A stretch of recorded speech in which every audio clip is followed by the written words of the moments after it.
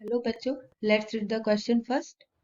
हमारा क्वेश्चन है read the following statements about cell division and select the correct statements. Statement first है M phase represent the phase when actual division occurs and I phase represent the phase between two successive M phase.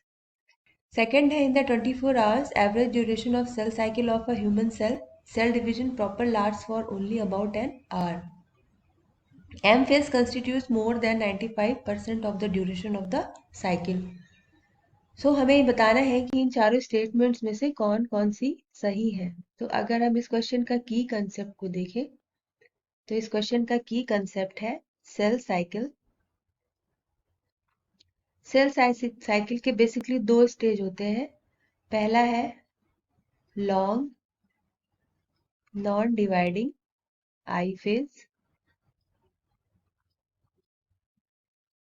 दूसरा है short dividing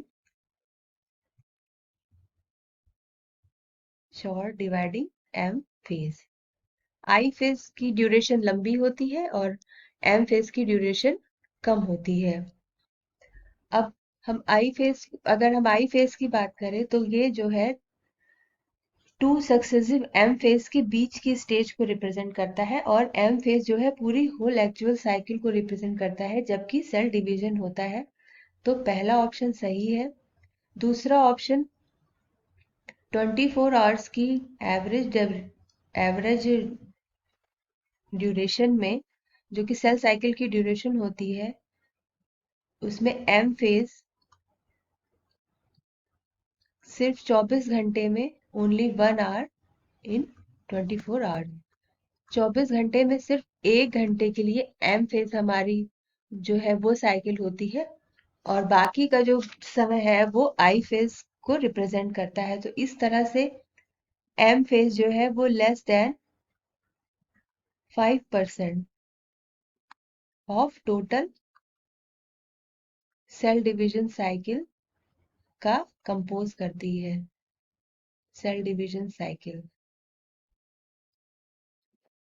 अब जो I phase होता है, I phase total 75 से लेके 95% of cycle का बनाता है।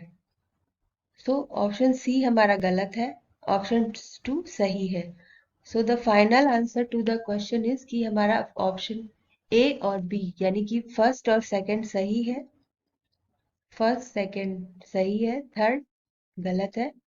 So the final answer to the question is final answer is A.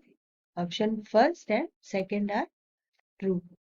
So I hope you all understand it well. Thank you. Best of luck.